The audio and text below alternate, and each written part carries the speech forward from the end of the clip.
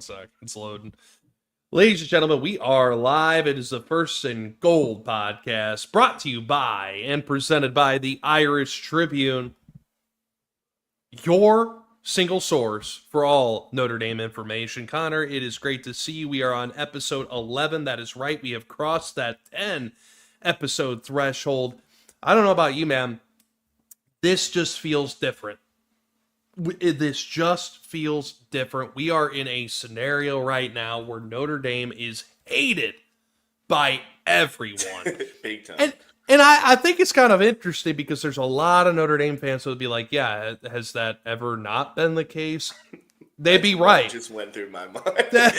Just louder now, I guess. It is. It is. If you're on Twitter, it is very, very loud. And I remember this happening a lot last year, right around this time, where the vitriolic hate started to really rear its ugly head. Notre Dame is always a feel-good story and a team that is better for college football, as other fans like to say. Fans of other programs like to say. Until all of a sudden, they get in the way of your team's playoff aspirations. Last week, it was BYU. This week, and by the way, this was BYU's fan base. This wasn't Katani Satake, because that's not the way he is. That's not the way he operates. Take care of our own business. That's the way he is. Joey McGuire now at Texas Tech, the head coach there, had some comments, had some things to say about Notre Dame. That, you know what? Actually, great point that you just made. No, they don't all say that.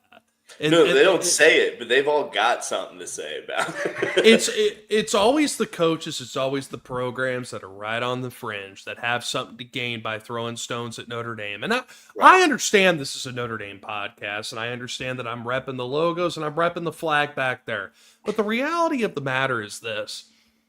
It's always a coach that has something to gain when Notre Dame loses. And everybody across the country right now is circling this matchup that Notre Dame is going to be up against Pittsburgh. They are circling that as upset alert. And the reason that they're doing that is because, well, there's valid reasons for that. This is a good Pittsburgh team. It's at Pittsburgh. College game day is going to be there. The implications are absolutely set in place. Oh, yeah. For this to be a game that Notre Dame could very well lose if they don't bring their best stuff. We'll get into that in a second.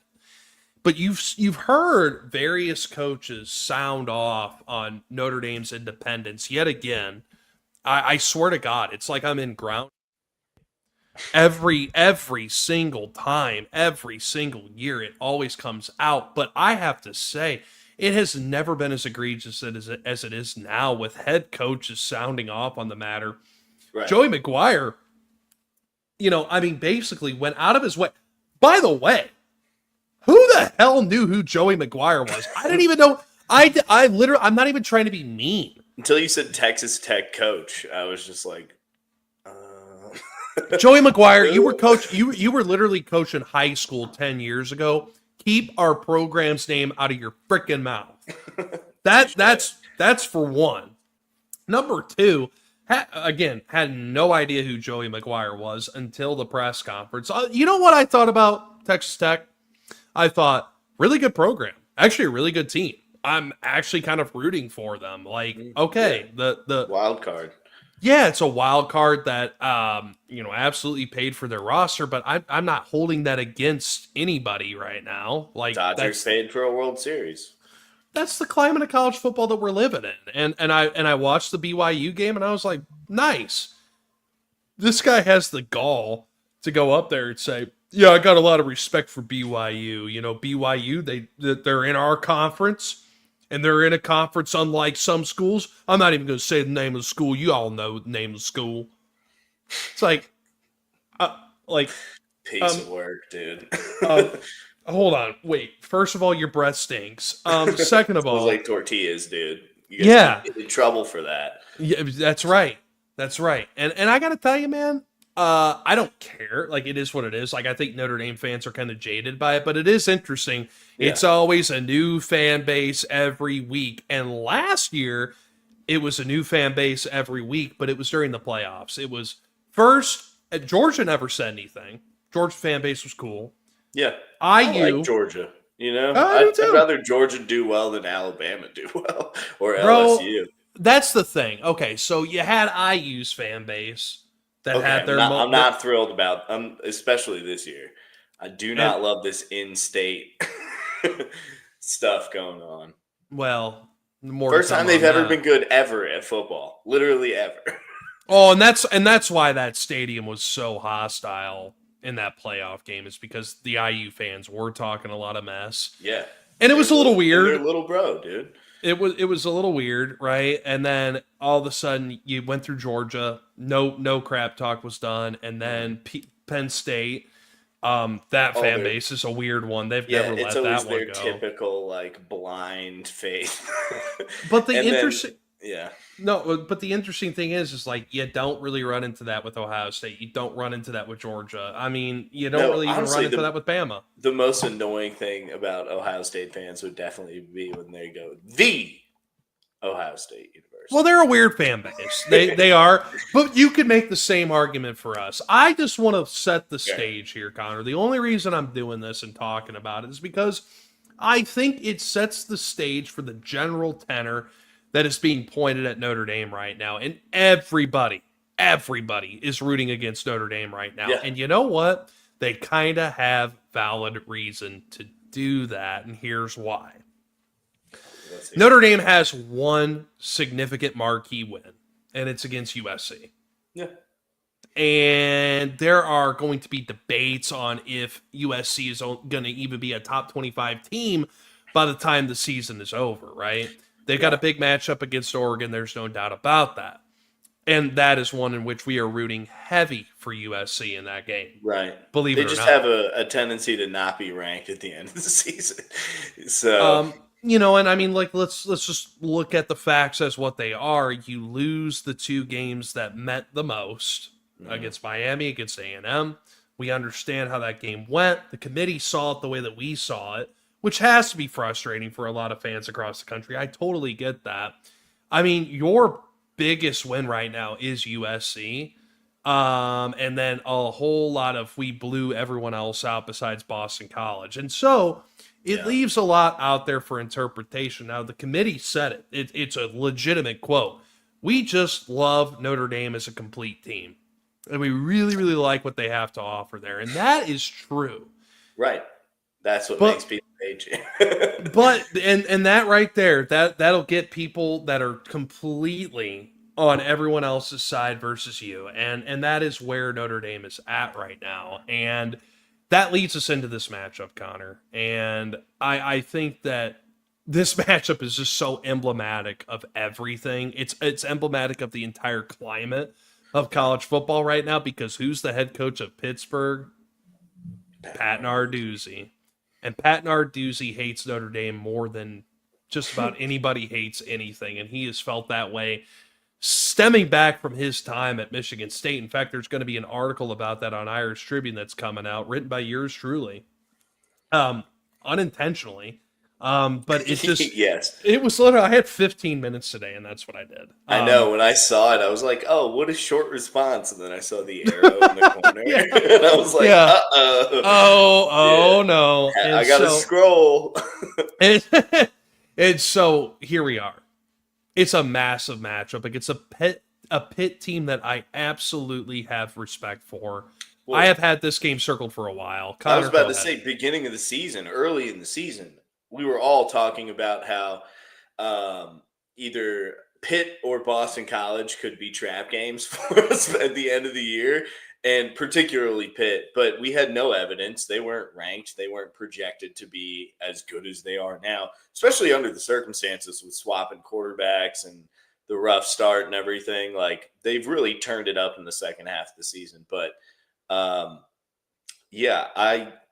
this just has a classic Notre Dame Pitt, Notre Dame Boston College. Like, if Notre Dame loses a game they're not supposed to, these guys love to be a part of that. Yeah, and I mean, the spread is kind of fluctuating anywhere between 11 to 12.5. It was 12 today. Yeah. And the interesting thing is that this is not your typical Pittsburgh team. This isn't your typical Pittsburgh team. at all. This is a team that has a very prolific offense at the moment right now, led by Mason Henschel. Kieran Turner is in the picture as a running back, and absolutely, you watch the film, that's something that you need to take account to. But Desmond Reed is someone that you are also paying attention to the film and the suddenness that he plays with. Both of those guys are kind of a two-headed monster. I think that we're going to see a lot of Desmond Reed in this. We're going to see a lot of Kenny Johnson.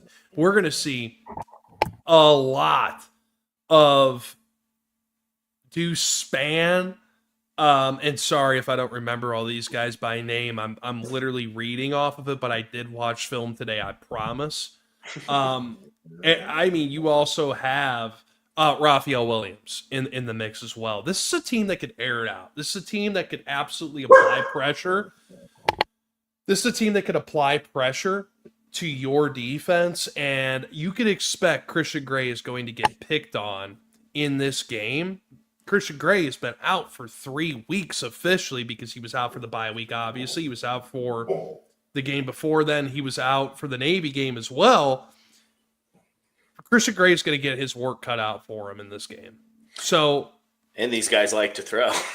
They love it. So, yeah, it's not your usual Pitt team.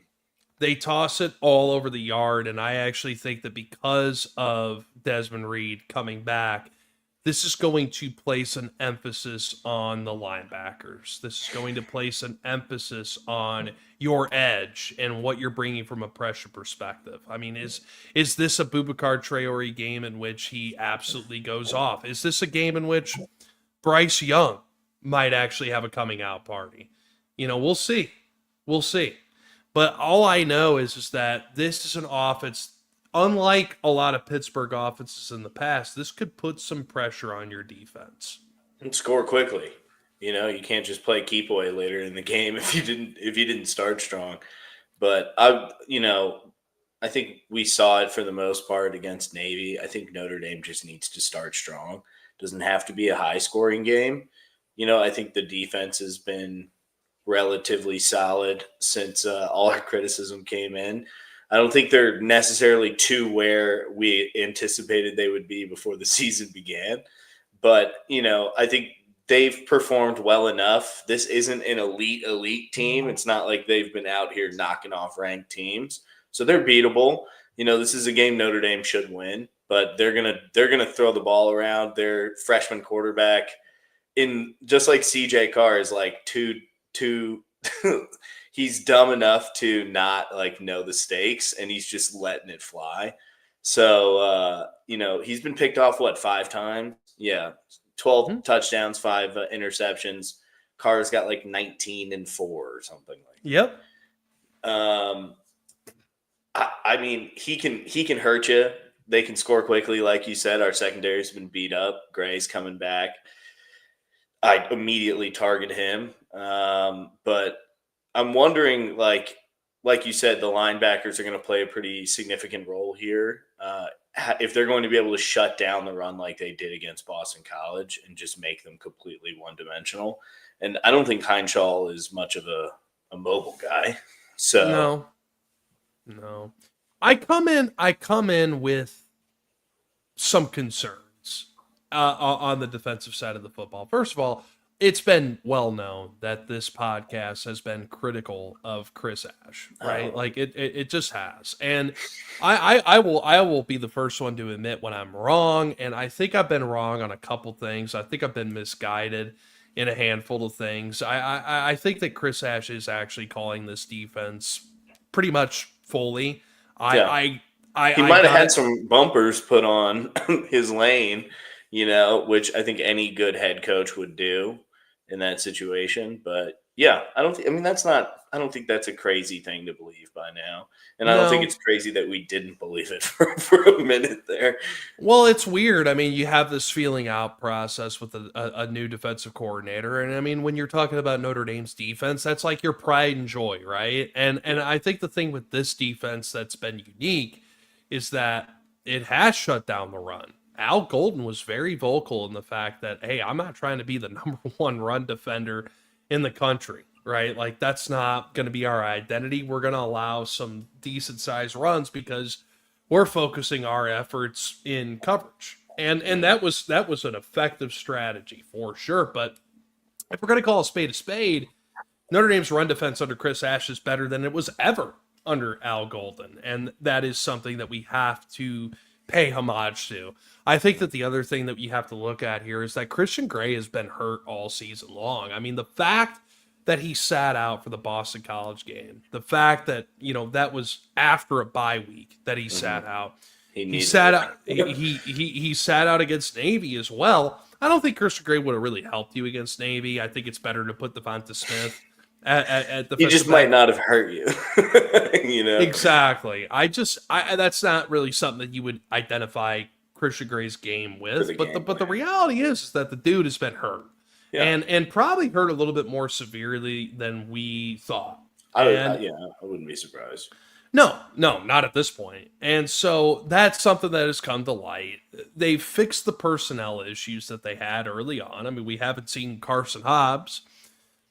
We've seen a lot more Jared Dawson. We've seen a lot more just appropriate players at the right positions at the And right that's what we were time. asking for. Yeah. Exactly. And so he's going to have his work cut out for him in this game. And that is why I look at this game, not just for this defense, but for this entire team. I look at this as a playoff rehearsal. This is an absolute Sure. playoff rehearsal. The implications are there. The opponent and the quality of that opponent is there. Hell, even the buzz and kind of just some of that hype that Right. you don't really get that often. It's there. I feel like this Pat Narduzzi Notre Dame hate has reached a crescendo, and it reached a crescendo in his press conference when he was asked, "Hey, is this a must-win game for you guys?" It's like an easy lob-up question in which every game is a must-win game. Blah blah Yeah. blah. You could just shoot it down and be so boring that they move on. Unfortunately for Pittsburgh, that is not what happened. Pat Narduzzi goes out. He goes, "No, it's absolutely not a must-win game. If they were in part of the ACC, it would be a must-win game, but they're not." He goes, "They could beat us 100-0, and it wouldn't matter as long as I win the 2 ACC games after. I don't really care." That is literally what he said. I'm not paraphrasing. Anybody Yeah. that listens to this podcast is probably so sick in the head that they know that already. Yeah. And he had to correct himself earlier today, just to get rid of the firestorm that came along with those comments. But the thing is that this is a Pittsburgh team that is configured in such a way in which you have to respect it as a Notre Dame fan, because I think this is a team that can attack the vulnerabilities that Notre Dame has. Here's one for you. Not just are they going to go after Christian Gray, because you just have to, right? You have to. You can't go to Leonard Moore. Prove that that he can stop it, and then you'll have to move on to figure something else out. But yeah, I'd start with Gray. That's right. That's right. And I'm a Christian Gray lover. I'm a defender of Christian Gray. I think Christian Gray is way better than people like to think. Yeah, In he's fact, just everyone's number one target. Like he always gets thrown at the most. well, where are they supposed to go? Because you can't go to Leonard Moore. Right. And now that Devonta Smith seems to be healthy, which he looked healthy against Navy, big time. Yeah. You're in a situation where it's like, well, yeah, you got to go to Christian Gray. And that's just the position that Christian Gray is in. And I've said this before, but Christian Gray isn't playing the boundary. He's playing the field. The field is a very, very tough cornerback position to play. I'll be honest with you. I think it's the toughest position to play in all of defense. Like you are drowning out there, and you have no help. Help whatsoever. You just have to be athletic enough to to keep up with your man, That's right. That's exactly right. And so he's going to have his work cut out for him, and you're going to go for that. And that is a vulnerability of this defense right now until proven otherwise. And this is coming from a Christian Gray defender, wholeheartedly. Well, here's another thing. Flipping sides of the ball. Pittsburgh's defense, you know what? There's been 10 times that their opponents have gone for it on fourth down. Pittsburgh has allowed 1 fourth down conversion. That's a pretty beautiful stat. And what do we know? What do we know about Notre Dame's offense? they're going to go for it because we Yes. don't have faith in our field goal kicking operation yet. Can that change? It could. It could. Eric Yeah. Schmidt, It Eric could. Schmidt could easily change that. That narrative could be changed. It could. I don't think Noah Burnett's going to be healthy until the postseason. I don't know what the hell Marty Biaggi has these kickers doing, but it happened last year and it's happening this year, and it's a whole hell of a lot worse than Mitch Jeter. Yeah, I don't know what the heck is happening. Well, Eric Schmidt made all of his extra points last week, and I mean, let's be real, we all held our breath when that happened. Absolutely. Yeah, it was a prove it game. Thankfully low stakes, but That's right. But that's how that has to be built. That's how that trust has to be built. It's like what we were talking about before when I was talking about my day job. You got to build trust in the little things in order to get the big opportunities. Eric Schmidt was brought to Notre Dame as one of the best kickers in the country. So let us give him a little bit of grace. Let us give him a little bit of time. You make your extra points. Let's give you a shot for the field goal. We know he's got a powerful leg. There was not one kickoff that he had that wasn't a touchback. He's right. got a leg on him. So that's something to keep in mind. The interesting thing about all this, though, is that fourth down conversion stat, because Notre Dame, their fourth down conversion on offense is one of the worst in the country. It's ranked in the hundreds. I don't have the number in front of me, but it's ranked in the hundreds. Our fourth down, that's what I was looking up. We are 10 for 22. And where does that fourth rank, down. Connor? By chance, do you know that? It's not a good conversion rate. No. Yeah, it's sub 500. I don't. Here, I keep going. I'll No, see it's if I can fine. find that. Just chime in when you're ready. But Yeah. I think that is a big storyline in this game because Notre Dame's fourth down offense looked pretty damn good against Navy, but that's Navy's front, right? Yeah. And I just think that, first of all, Pittsburgh's defense, what they're going to do is they're going to copy and paste Boston College's game plan.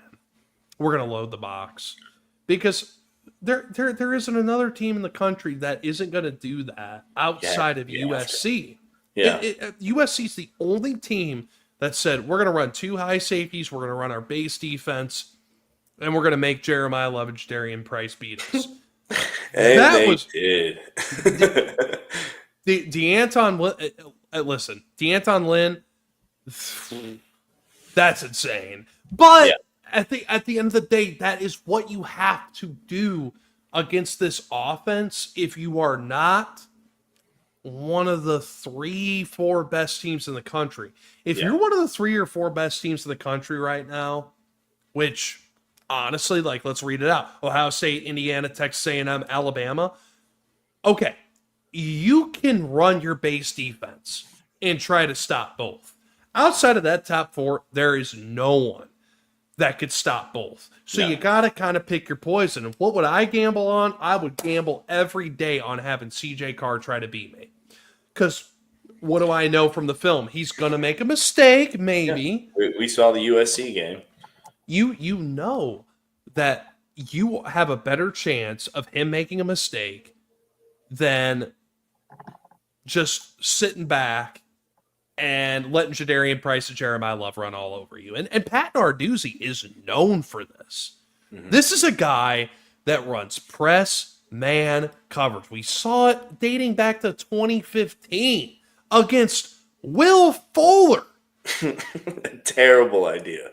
It was a terrible idea, and it went those little slants that would be caught at the first down line, and then he'd take it 64 yards. Bro, there's actual film in 2015 of Will Fuller. The first person that's meeting him is a safety, and Will Fuller's just running right by him. That's why I kind of, just something to keep in mind, I kind of think this might be a KK Smith game. He's looking good. I'll put that tinfoil hat on. Well, sure. First of all, the receiver room needs to run a deeper rotation because it's very obvious that Will Pauling and Jordan Faison get gassed. And I love both of those players. I think they're playing the same exact game, They're the same mold. They're, quick, low center of gravity. They're like more like a Will Fuller. We don't really have that deep threat. We do, but not that's as consistent. It hasn't been accessed yet. I mean, you got It's Malachi there. Fields, who's a massive one-on-one guy Yeah. who can burn you vertically. I mean, Oh like, yeah. listen, anybody that's listening to this, if you watch that Navy game and you saw Malachi Fields kind of going off in the elements, right? In the elements, Hmm. he had one drop that shouldn't have been dropped, and it was because he was worried about where he was going to go with the football. You got to be better than that. Keep your eye discipline there, right on the ball.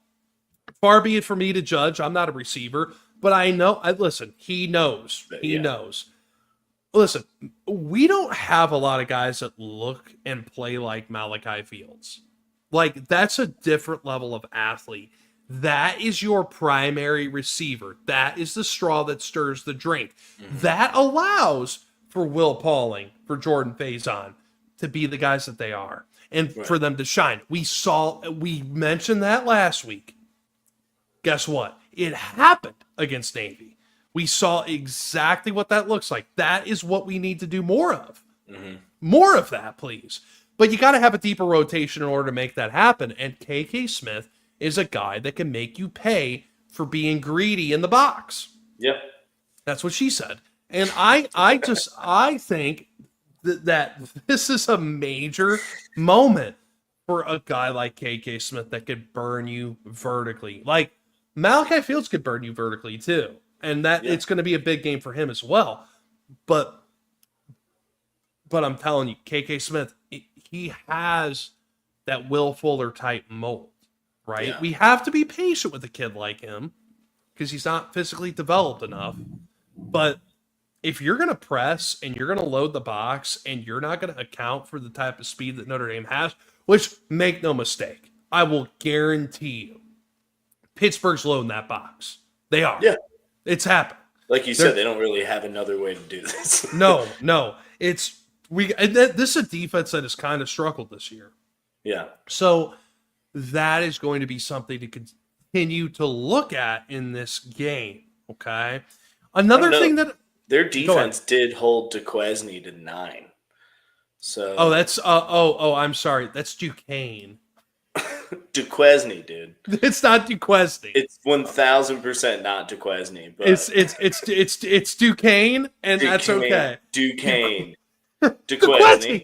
Duquesne, get your ass back here, Duquesne. Oh my god. I picture him Where now. is Duquesne? I think it's Ohio. Look it up. Classic. Can you look it up? Literally, yeah. It's one of the only states I have no interest in ever spending time in. It's Ohio. Well, you've never been to Great Wolf Lodge. I've been to one in Colorado. Oh, it's Pittsburgh. Really? It's Pittsburgh. Yeah. I never would have. Classic Duquesne. It's so classic Duquesne. That is so Duquesne, isn't it? It's so Duquesne. But yeah, they held them to 9 points. So I don't know. Look, here's the thing. I want to get to that actually because I think it's important. But here's something that you gotta look at when you're talking about Pittsburgh because it's their offensive line. Their offensive line has kind of been dealing with some injury issues of their own. As I pull up these numbers, I believe they have allowed 16 sacks on their freshman quarterback, and I'm going to pull this Just up on real him, quick. he hasn't even played the whole season. That's exactly right. So Yeah, that's he's been why I sacked say 16 times. he has, and They've that given up is 26 why this year. 26. And by the way, I mean, this should tell you how highly Pittsburgh staff thinks of Mason Heinchel, which there's been a lot of whispers that have come out that they think he's better than Kenny Pickett. Well, they paid $1 million plus for Eli Holstein. Mm-hmm. So that What are should you tell gonna you do how about highly they that? think of Mason. Because exactly. So you've got Boubacar Traore, you got KVA on the edge, you got Jalen Seed on the edge, you've got maybe potentially Bryce Young on the edge. This is where you have to exploit them, is on the edge. Mm-hmm. I just looked at that stat and I was like, that's concerning. That is a concern for Pittsburgh, by the way. Like, they are worried about that legitimately. Their offensive line has had some injuries. They don't have the quality depth that, so far, fingers crossed, that Notre Dame has, in which Yeah. you can just plug in Sullivan Absher and things are going to be okay. Or you can't plug in At least a Joe serviceable. Otting and things are going to be all Right. right. Hell, you can't plug in after Charles Jagusah goes down before summer camp even starts. You can't plug in a Gerby Lambert and be totally good. Like, Right. that is a luxury that Notre Dame has. Now, the numbers depth that Notre Dame has is a little concerning, but the quality of depth is there. Yeah. And we're finding that out big time because Sullivan Absher played well last weekend. So did Joe Otting. Joe Otting took over that game against USC when Ashton Craig went Yeah. down. Anyways, the whole point is this. There are places where Pittsburgh is strong in which Notre Dame is weak. Fourth down conversions being one of them. Also, I think that they are going to try to exploit Christian Gray in this game. And guess what? There might be some plays that get made against Christian Gray as well. But here's the thing. Notre Dame also has way more that they could throw at you from a defensive standpoint and from an offensive standpoint. If you're going to sell out on one or the other, Notre Dame can approach that. That's what makes Notre Dame one of the 6 best teams in college football right now. In my honest opinion, they are one of the 6 best teams in college football. And if you're a fan that's sitting from the outside looking in, BYU, I'm talking to you. This is why. It's because they're not one-dimensional.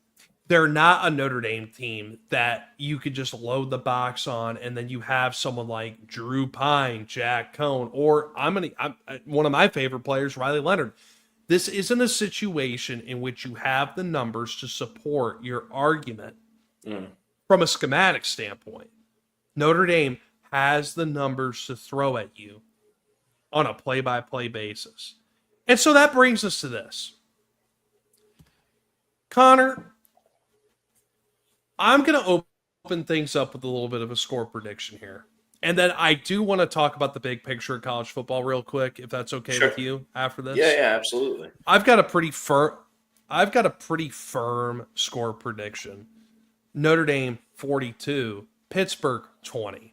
I think that for the reasons that I just mentioned, Pittsburgh is going to score points in this game. Pittsburgh is going to be the most dangerous offense that Notre Dame has faced since A&M. And that will be shown early on. However, by sheer numbers, by sheer talent, by sheer scheme, and by sheer, we're just better than you and we know it, Notre Dame is going to win this game 42-20. Because I do think that they have a decided, this is a quote from Charlie Weiss, a decided schematic advantage over Pittsburgh. I really do believe that. I think that Pittsburgh, this is one of the most talented Pittsburgh teams that I have watched and that we have watched over the last 10 years. But I just think Pat Narduzzi saying the things that he said, he's already... By the way, I want to be clear about this. He literally said this today. I was trying to take the pressure off of my team. I don't like pressure, and I was trying to take it off of my players. Interesting comment. If Marcus Freeman ever said that, I think I would be like, off my balcony. Oh no! Like, for real. And now Marcus Freeman said against Miami of Ohio, we're on offense, we're gonna do what Miami's defense tells us to do. That was enough for me to be like, what the hell? I freaked out. Yeah, I remember. If Pat Narduzzi or if Marcus Freeman said what Pat Narduzzi said, I would literally stop this podcast. We wouldn't even do one. Yeah. This is a team that right now is being set up to deal with failure. And that is why I think Notre Dame is going to win this 42-20. They're going to cover the spread. They're going to double the spread.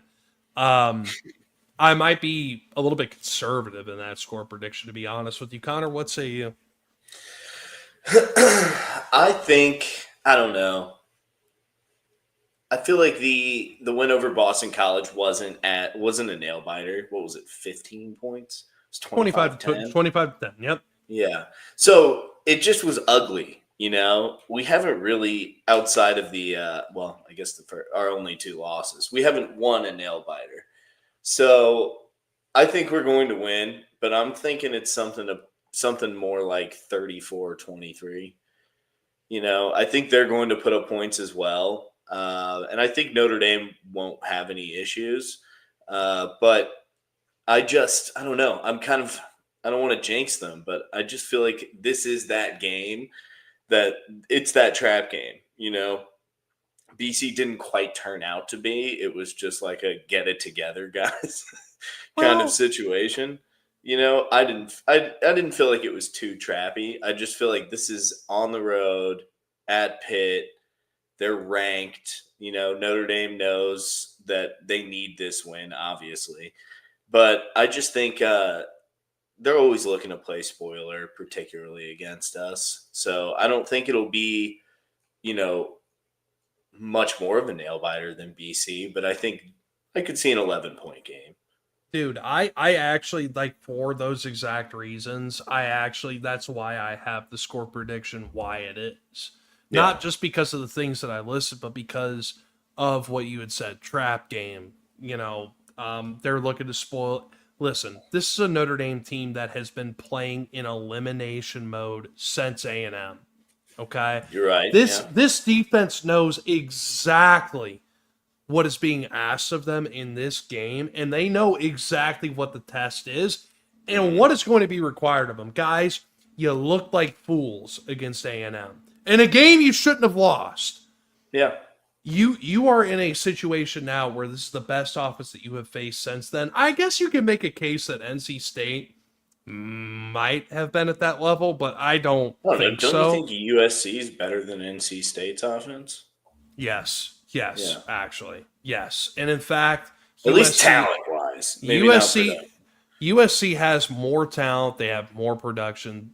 If the if Same the caliber, though. You know, yeah, production, not it- talent. that's a really good point. I think I do. Oh wow, that's actually a really good point. It kind of makes me reframe my argument, but I think Sorry, I didn't mean to throw a grenade in there, no, I'm but happy you did because I was a little bit wrong on that because I do forget that USC game happened. I blacked yeah. out during it, and it wasn't because of alcohol. It was because it was so intense. Oh And man. I think that this does give it the reason it gives me those A&M vibes is because of the running back room that Pittsburgh is bringing to this. Hmm. Desmond Reed is kind of that wild card for me, and I think the versatility and the depth of the wide receiver room of Pittsburgh. I don't think that there's a Mekhi Lemon there. Right. I don't think that, but I do think that the depth of that room kind of reminds me of like Casey Concepcion, Mario Yeah. Cravers, like that type of vibe. These are solid, above average. You know, maybe not necessarily number ones or elite dudes, but they've got two guys with over 500 yards and 30 catches. That's You right. know, That's right. those are solid numbers. So I just I feel that and I just am seeing the way that they're playing and just the way that their quarterback is playing. Like I have a ton of respect for Jane Mayava. I think he's a great quarterback. Hmm. This has that type of a feel to me where I'm going to use A&M as my measuring stick for offenses that Notre Dame has gone against for whatever reason. I think that the way that it's engineered, the way that it's configured, it reminds me a lot of that A&M team. And I just think that their strengths play into some of Notre Dame's weaknesses, and that is why I look at this as like the biggest test for this defense and offense. If we're while we're at it, Yeah. I feel like that test is there, and this is a moment to kind of regain credibility. And this is your last chance if you're Notre Dame to make a statement to the broader national audience Hmm. that hey, conference or not, we're one of the best six teams. We're really one of the best four teams if we're going to be real about it. To be completely frank, Yeah. this is an opportunity for Notre Dame to say, we're going for the whole damn thing. And I know that might seem a little hyperbolic against Pittsburgh. No, this is a Pittsburgh They're team. ranked, dude. This They're would be our ranked. second best win. They're Shoot. ranked, and by Pat Narduzzi logic, no matter what happens in this game, you could still win the ACC championship. Which theoretically, he's right. And That's if that's the case, it is what it is. yeah. It is what it is. And so this is a massive test for this team. This is a massive moment for this program. I got to tell you, a pissed off Marcus Freeman is not a Marcus Freeman you want to face, because that means you have a very pissed off Notre Dame. Yeah. And when a pissed off Notre Dame is coming to your house for a noon kickoff game, it's usually spelled trouble. Yeah. So, with Freeman the exception, really only stumbled when he wasn't pissed off. That's when right. Everything was peachy. That's right. And there's been plenty of reason to be pissed off if you are the program at Notre Dame. Yeah. And by the way, don't I people are going to think this is a joke. I promise you it's not. Do not be surprised if Kenny Minchie ends up scoring a touchdown in this game. No way. You think they'll play it like that? I'm surprised we haven't done that more this year. Well, I think there's redshirt eligibility reasons for that, but at this point, I don't think it really matters. Mm-hmm. Like, Kenny Minchie could play in this game and not burn his redshirt eligibility. And by the way, he was committed to Pittsburgh, and Notre Dame snagged him after he was committed to Pittsburgh when the whole Dante Moore saga went down. So, I'm just saying, Marcus Freeman is much, much pettier than you think. and I will bet you that might happen. Mm-hmm. And there might be a smile on the sideline when that does happen. So just be ready for that. I really do think that this is this is prime Marcus Freeman. You gave us the bulletin more material. Mm-hmm. You're a quality opponent. No, you're not sneaking up on anybody. You're not trapping anybody. You have everything in front of you for this Notre Dame team. If you need extra motivation to get through this game and dominate it, you're probably not the team that's going to end up making it happen. Yeah. But the extra motivation has been given. If not for Pittsburgh, if not for Texas Tech and Joey McGuire, if not for the BYU fan base, if not for the ACC Twitter account. Oh, no. Were they saying stuff? Yeah, they were. They did like a head-to-head comparison of like Miami, and they were like, no comparison, Miami's better than Notre Dame. And it's like, hey, buddy, just a quick heads up, you're the reason that your conference is still standing right now. Just letting you know. We are their best brand. Jim Phillips is an idiot. But all this to say, there was none of that needed for this game to mean something to this team. I think that they just gave that. That's going to be all we need to know. Now, so, what do you do with it? So, look, if Notre Dame comes out flat and they don't cover the spread and they don't do the thing, listen, a win is a win always. Yeah, but I'll still have that lingering question. I can't have that right now, right? I said that going into the Navy game, and they took care of business. So, what was yours? 42 to 20. Yeah, I mean, I would love that. I'd be pretty with that. I think it might get uglier than that. I'm being honest with you. Sure. So look, the big picture of this whole thing, I think that all Notre Dame fans want to know, what does it take for us to host a game? You got to be ranked in the top 8. Notre Dame is 9 right now. Mm-hmm. There's a lot going on right now that could end up with Notre Dame getting jumped in the rankings if they don't take care of business. I think those are some real stakes. They are. And I'm not saying that Notre Dame's going to be on the outside looking in. I'm not saying that. I don't think that. But you take care of business here, you go from 9 to potentially 8, and you end up hosting that game, right? Instead of going to Eugene, Oregon. It's huge. And I think that everybody's just kind of, if you're a Notre Dame fan, you're watching this closely and you're saying, what's it going to take? Okay, here's what I think is going to end up happening. Notre Dame is going to probably the highest that they're going to be ranked. There's a lot of football to be played. I get that. just right now, the way that I'm looking at things, Notre Dame's going to be ranked 8th. And Yeah. if not for chaos last season, that's probably where they were going to be ranked too. So Right. it's going to be anywhere from 8th to 9th. That's it. Yeah, Where you're right at now right it's now is where you're going to stand. So right. I think that the biggest criticism that I have with the rankings is the lack of consistency on a week by week basis by the committee.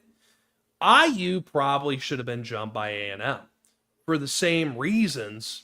I would, yeah, because they almost lost to freaking Penn State They with almost no lost to Penn James State, Franklin.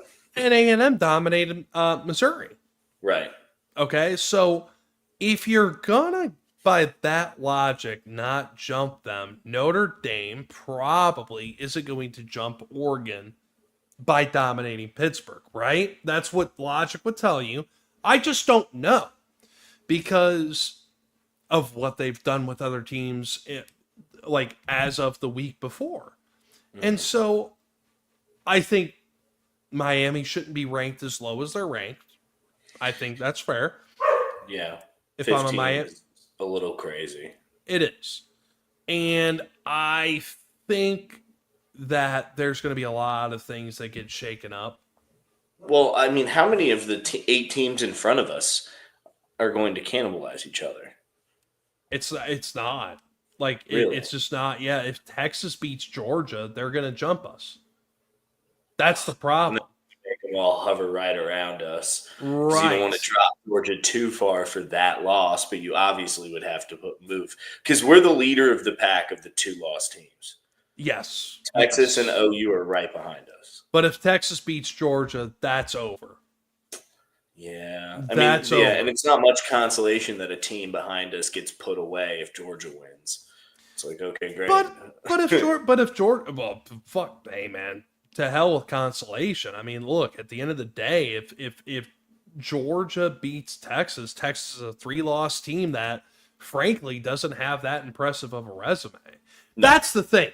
Notre Yeah. Dame right now has the most impressive resume out of the 2-loss teams, and BYU fans, you could suck it because Yeah. your resume actually sucks. It Yes, actually I'm sucks. shocked. I feel like Georgia Tech and Miami should be moved up a bit. I feel like Vanderbilt's low. I don't understand how we have Utahs and BYUs or much less even a Texas Tech all up ranked so high. Well, the thing is Texas Tech, they had a signature win, and that was BYU. And if Notre Dame beat them by the same margin, we'd be saying the same Yeah, things, that's which fair. they probably would, in fairness. And Mhm. honestly, if Notre Dame played Texas Tech right now, if we're going to play the hypothetical game that everybody likes to play, Notre Dame probably wins that game by 8, Yeah, 8 to 10. I mean, yeah, they just do. right. I think Texas Tech's a fun team. I Sure. get that, but it's like, don't tell me that your game against Kent State and freaking the pick of the litter in the Big 12 is tougher than Notre Dame's schedule, which Right. admittedly We have the isn't. best losses so far. I mean, Alabama, ugly loss. I don't know who Georgia lose to. Ole Miss. Yeah, I think it was Ole Miss. Yeah. So Um, yeah, so that's a great loss for Georgia. I don't know who Texas Tech lost to. Let me see. Georgia has also looked kind of like garbage against subpar competition Yeah, outside of this last weekend against Mississippi State, right? Which I would have had as upset alert. I would have had Mississippi State like they're going to sneak up on Georgia and win yeah. because of the way Georgia's been playing. So, Arizona State is who unranked. Arizona uh, State's who Texas Tech lost to. So I don't know. I mean, we have exactly. the best losses. It's just we can't afford to have any more of them. And we don't have the cachet in this schedule to have that quality marquee win. That's out the window. That's on Notre Dame, right? Yeah, Like that's on our own shoulders. You should have at least beat one of Miami or A&M. right. To this day, I don't know how you lost either of them. But at the end of the day, like that's kind of where things are at. So Right. look, as good as it is to be right now in the 9th position, don't get too comfortable with that. Mhm. Also, just understand if Notre Dame dominates Pittsburgh, they're probably not going to jump Oregon. The only thing that's going to require or that's going to allow Notre Dame to jump Oregon is USC beating Oregon. That's it. I mean, that would be awesome. Are they playing this weekend, or is that? I think it's 2 weekends. Let's actually look that up. Oregon versus I got it right here. Yeah, it's not this coming weekend. It's on the 22nd. Good, good. That game is one that you circle on your calendars if you're Notre Dame. That is, you might as well put a gold helmet on USC. I'm sorry. That is huge. It's so hard to root for like Ohio State, Michigan, and definitely USC.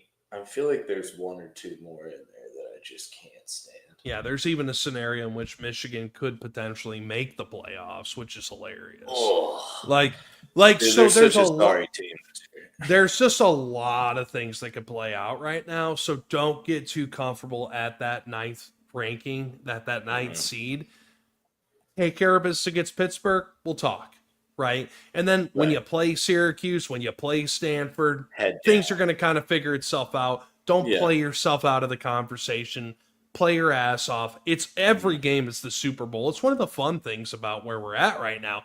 It wasn't very fun talking about this in September, but once you get into November, which is where we're at. We talked about that, though, like a couple games after the 2 losses. It's like last year. We talked about it immediately. Yeah, I was just like, you know what? All the pressure's off. Now you know exactly what you need to do. No one's paying attention to you. Everybody expects you to go away. And all you have to do is just put your head down to win 10 straight. And here we are. So here we are, man. I mean, you're at the home freaking stretch, but that last test in November is there. And I'm thankful for it. I'm thankful that Pittsburgh is good. Like, Pittsburgh fans, if you're listening to this, like and subscribe and comment, all that. Right. But just know, I don't hate you. I don't hate you. We don't speak poorly about Pitt. We're just not huge fans of Narduzzi. But outside Narduzzi of that, hates us way more than we could ever hate him. Yeah, dude. I never hate a son. Dog, if your metric is you didn't get into Notre Dame, then by that metric, I should hate Notre Dame too. Yeah, okay? Same here. I applied twice. Oh, man. And they didn't even answer me. Oh, wow. They were like, oh, no, this is one of those jokes. This is a joke. And then they got another one. They're like, oh, my God, poor kid. Oh, geez. They were like, oh, my God. Okay, Holy Cross for you. Wouldn't it be funny if they then sent you, like, in the same envelope 2 rejection letters? Maybe 2 tickets to the game? Come on, come to the sideline on us. For real. Jesus. I'd be like, I don't need to go to school there. That's what I actually wanted. Mom and Dad made me apply. But yeah, right. But you see what I'm saying though. On the whole thing.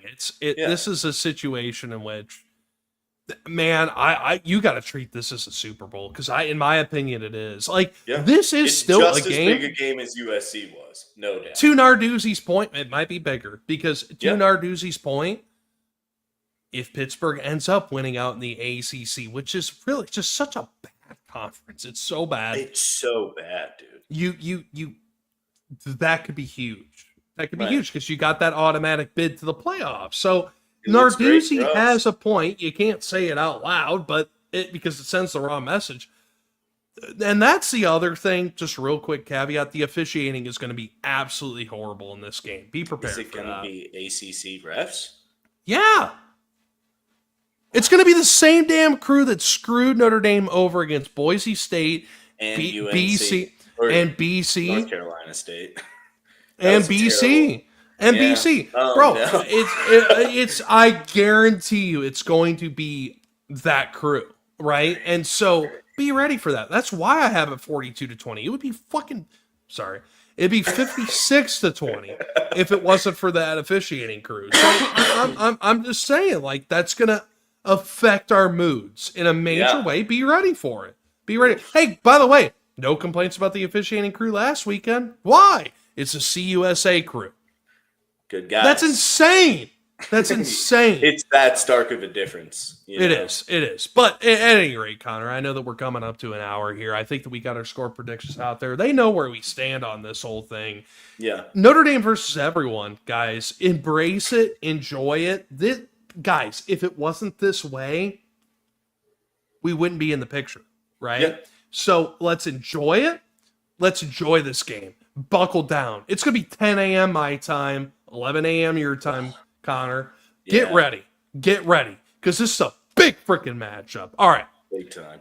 If you guys are listening, make sure to like, subscribe, comment, share with all your friends. Subscribe.